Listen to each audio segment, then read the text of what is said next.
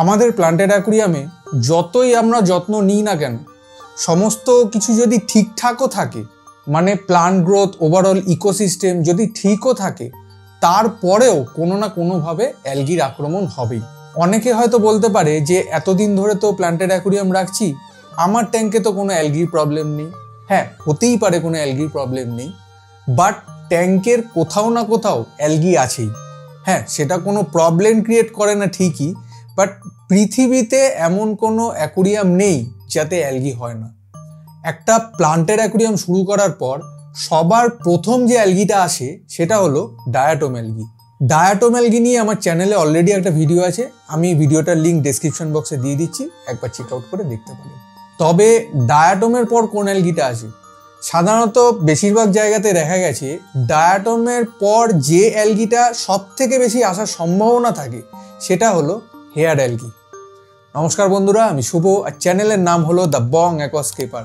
আর এরকম আরও ভিডিও পাওয়ার জন্য প্লিজ চ্যানেলটাকে সাবস্ক্রাইব করে পাশে থাকা বেল আইকনটাকেও প্রেস করে দেবেন।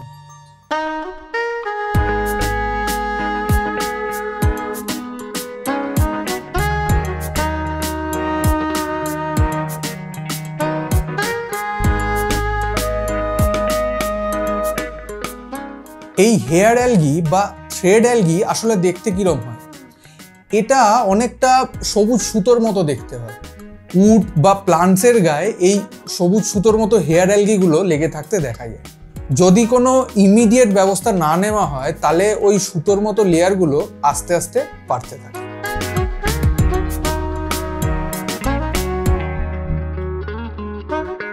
হেয়ার অ্যালগি সাধারণত আসে আপনার অ্যাকুরিয়ামের স্টার্ট আপ পিরিয়ডে, মানে ডায়াটোম যেতে যেতে হেয়ার অ্যালগিটা আসে, যদি না আপনার ট্যাঙ্ক পুরোপুরি সাইকেল হয়ে থাকে। By the way, aquarium cycling নিয়েও কিন্তু চ্যানেলে একটা ভিডিও আছে, ডেসক্রিপশন বক্সে লিঙ্ক দিয়ে দিচ্ছি।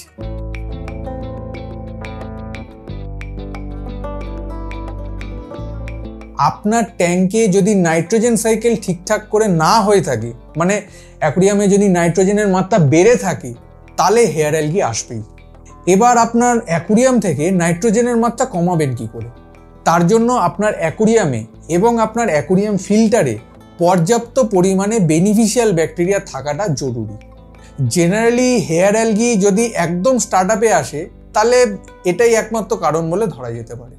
কারণ এই সময় ব্যাকটেরিয়া অতটা ম্যাচিওর্ডও হয় না, প্লাস অতটা বেশি মাত্রায় কলোনাইজও করে উঠতে পারে না, যার ফলে নাইট্রোজেনের মাত্রা বেড়ে যায়।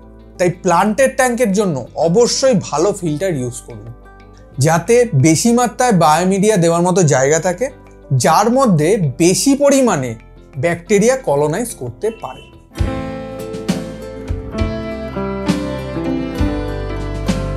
দ্বিতীয় যে কারণটা, সেটা হয়তো অনেকেই জানেন, সেটা হলো অ্যাকুরিয়ামে টু মাচ লাইট বা প্রয়োজনের তুলনায় অতিরিক্ত লাইট প্রোভাইড করা। অ্যাকচুয়ালি এই ব্যাপারটা একটু বোঝার আছে।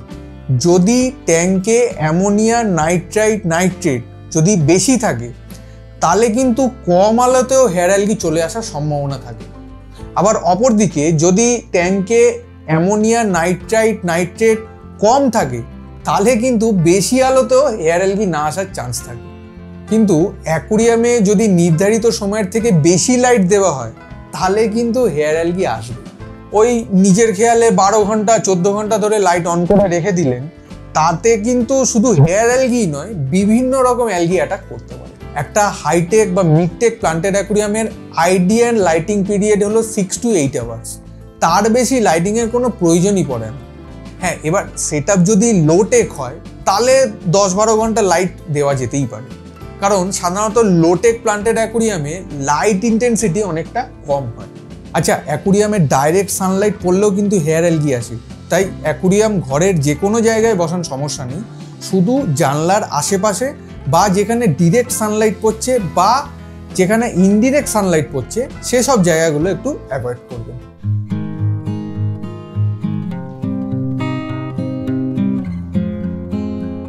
নেক্সট যে কারণটা, সেটা হলো প্রয়োজনের তুলনায় অতিরিক্ত ফার্টিলাইজার ডোজিং। যদি প্রয়োজনের তুলনায় বেশি ফার্টিলাইজার ডোজিং করা হয়, তাহলে ট্যাঙ্কে আস্তে আস্তে নাইট্রোজেনের মাত্রা বাড়তে থাকবে। এবার আমার ট্যাঙ্কে নাইট্রোজেনের মাত্রা যাতে না বাড়ে, সেই অনুপাতে আমি ফার্টিলাইজারের হিসেবটা বুঝবো কি করে? দেখুন, মোটামুটি যদি আমি যে কোনো একটা ফার্টিলাইজারের বোতল ধরি, যেমন আমি আমার এখানে এই ট্যাঙ্কটাতে সানকিন গার্ডেনের ফার্টিলাইজার ইউজ করি। এটা যদি দেখি, এখানে মেনশন করা আছে 30 লিটার ওয়াটারে ডেইলি 1 ml ডোজ করতে হবে। এবার যেটা বোঝার বিষয়, এই যে 30 লিটার ওয়াটারে ডেইলি 1 ml ডোজ করতে বলেছে, এই 1 ml ফার্টিলাইজার তখনই ঠিকঠাক কাজ করবে যখন আপনার ট্যাঙ্কে ফুললি প্লান্টেশন করা থাকবে। মানে আপনি যদি একটা 30 লিটার ট্যাঙ্কে বা একটা 1 ফিট ট্যাঙ্কে ছোট জায়গা জুড়ে প্লান্টেশন করেন, যেমন আমার এই ট্যাঙ্কটাতেই ছোট জায়গা জুড়ে প্লান্টেশন করা আছে, তাহলে কিন্তু ওই 1 ml ফার্টিলাইজার অনেক বেশি হয়ে যাবে আপনার ট্যাঙ্কের জন্য। কারণ ট্যাঙ্কে যেহেতু প্লান্টস কম, আর 1 ml ফার্টিলাইজার যদি ডোজ করা হয়, তাহলে মজুদ প্লান্টস যেটুকু ফার্টিলাইজার নেওয়ার সেটুকু নিয়ে নেবে। এক্সেস যে ফার্টিলাইজারটা থাকবে তার ফলেই অ্যাকুরিয়ামের নাইট্রোজেন বৃদ্ধি করবে। ফলে অ্যাকুরিয়ামে বিভিন্ন রকমের সমস্যা প্লাস হেয়ার অ্যালগিও বাড়তে থাকবে। মোটামুটি এই কারণগুলোর ফলেই অ্যাকুরিয়ামে হেয়ার অ্যালগি আসার চান্স থাকে।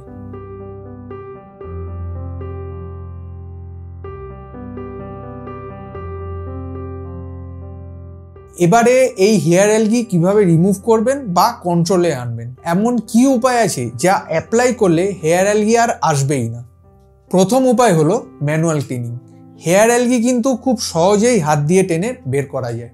এগুলো সাধারণত যেখানে হয় সেই জায়গাটা অত শক্ত করে ধরে বসে না, যেখানে হয় সেই জায়গাটা জাস্ট হালকা করে ধরে বসে থাকে।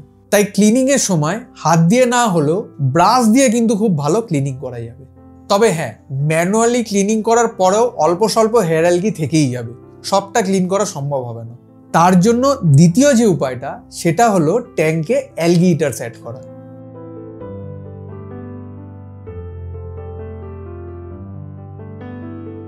এবার অ্যালগিটার্সের মধ্যে প্রথমেই যে নামটা আসে সেটা হলো আমানোসিম। আমানোসিম শুধু হেয়ার অ্যালগিই নয়, সে আবার সব রকম অ্যালগি খেতেই ভালোবাসে। বাট আমানোসিম সব জায়গায় অ্যাভেলেবেলও থাকে না, প্লাস তার দামটাও একটু বেশি। তাই যারা আমানোসিম অ্যাড করতে পারছেন না, তাদের জন্য বেস্ট অপশন হলো মলি বা প্লাটিস। সব থেকে ভালো হয় যদি ছোট সাইজের ব্ল্যাক মলি অ্যাড করতে পারেন। এই ব্ল্যাক মলি অন্যান্য মলি বা প্লাটিসের তুলনায় হেয়ার অ্যালগি খুব তাড়াতাড়ি খেতে সক্ষম, এবং বিশ্বাস করুন, এরা হেয়ার অ্যালগি খেতে এতটাই ভালোবাসে যে মোটামুটি 1 থেকে 2 দিনের মধ্যে লিটারেলি সমস্ত হেয়ার অ্যালগি গায়েব করে দেবে।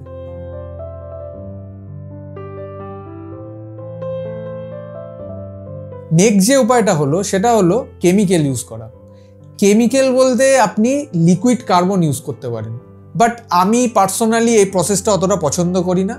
ন্যাচারাল ওয়েতে যতটা ক্লিন করা সম্ভব সেটাই করি। তবে হ্যাঁ, পরিস্থিতি খুব বাড়াবাড়ির পর্যায়ে চলে গেলে তখন কেমিক্যাল ইউজ করা ছাড়া আর কোনো উপায় থাকে না। আর একটা উপায় হলো অ্যাকুরিয়ামে কিছু ফাস্ট গ্রোয়িং প্লান্টস ইউজ করা। ফাস্ট গ্রোয়িং প্লান্টস ইউজুয়ালি ট্যাঙ্কে মজুদ এক্সেস নিউট্রিশন বলুন বা এক্সেস নাইট্রেট বলুন, এগুলো খুব তাড়াতাড়ি অ্যাবজর্ব করে নিতে সক্ষম। দ্যাটস ওয়াই এরা খুব ফাস্ট গ্রো করে। আর অ্যাকুরিয়ামে নাইট্রেট বেড়ে গেলে কিন্তু হেয়ার অ্যালগি আসতে পারে। তাই সব সময় ট্যাঙ্কে ফাস্ট গ্রোয়িং প্লান্টস ইউজ করুন। এছাড়া লাইট ইন্টেন্সিটি কন্ট্রোল করার জন্য কিছু ফ্লোটিং প্লান্টস অ্যাড করতে পারেন। আর ফ্লোটিং প্লান্টস শুধু লাইট ডিফিউজ করবে তা নয়, জলের মধ্যে এক্সেস নাইট্রেটও খুব ভালোভাবে অ্যাবজর্ব করে নিতে পারে। যদি এই পয়েন্টগুলো মোটামুটি মেনটেন করা যায়, তাহলে শুধু হেয়ার অ্যালগিই নয়, আরও বিভিন্ন রকম অ্যালগিও রোধ করা সম্ভব।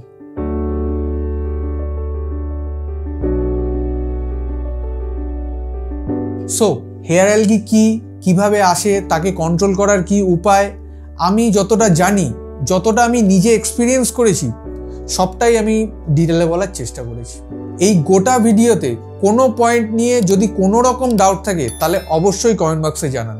আমি কিন্তু সমস্ত কমেন্টের রিপ্লাই দেওয়ার চেষ্টা করি। আর কেউ যদি আমার সাথে পার্সোনালি যোগাযোগ করতে চান, তাহলে নিচে ডেসক্রিপশন বক্সে আমার ফেসবুক অ্যাকাউন্টের লিঙ্ক দিয়ে দিচ্ছি, সেখানে আপনি মেসেজ করে আমার সাথে সরাসরি কথা বলতে পারেন। শুধু হেয়ার অ্যালগি নয়, যে কোনো রকম অ্যালগি যদি ট্যাঙ্কে আসে, ভয় পাওয়ার মতন কিছু নেই। জেনে রাখবেন, অ্যালগি আপনার অ্যাকুরিয়ামে কি প্রবলেম হচ্ছে সেইটা শুধু দেখায় বা বোঝানোর চেষ্টা করে। যে অ্যালগিগুলো যে কারণে আসে, সেই কারণগুলো একটু জেনে অ্যাকুরিয়ামটা ব্যালেন্স করলেই কোনো সমস্যাই বাড়াবাড়ির দিকে যায় না। শুধু তার জন্য প্রতিদিন 10 মিনিটের জন্য হলেও আপনার অ্যাকুরিয়ামকে একটু সময় দেওয়া প্রয়োজন। চলুন তাহলে দেখা হচ্ছে আবার নেক্সট কোনো ভিডিওতে। Till then tata, bye by.